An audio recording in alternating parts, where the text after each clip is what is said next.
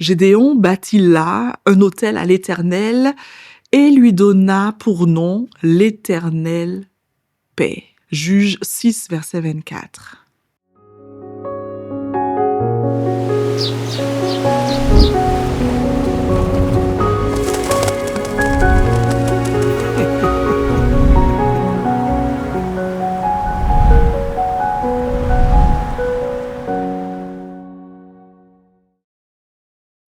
Et si ta plus grande bataille était justement l'endroit où Dieu voulait te donner sa paix?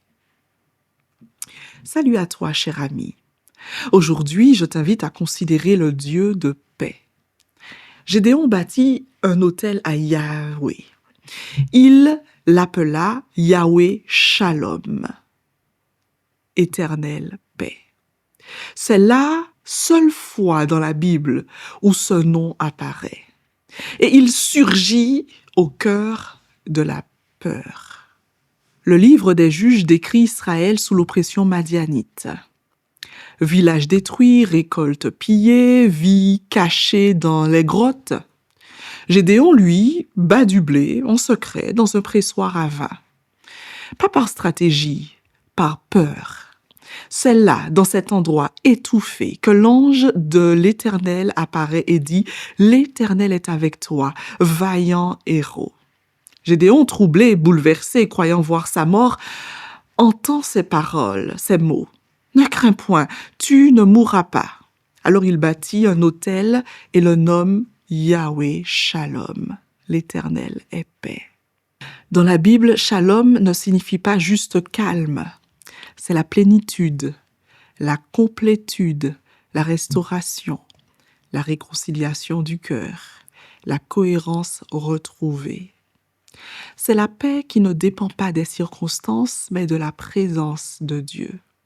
Et c'est justement dans une période de chaos national et de peur personnelle que ce nom se révèle. Gédéon n'a encore rien accompli. Pas de victoire, pas d'armée, pas de signe, rien. La paix de Dieu ne vient pas après la délivrance. Elle vient avant pour préparer, stabiliser, renforcer, rassembler. Yahweh Shalom révèle un Dieu qui parle de paix au cœur de ta panique. Stabilise ton âme avant de changer ta situation. Donne la paix au milieu, pas seulement après. Sa paix n'est pas l'absence de combat, c'est sa présence dans le combat.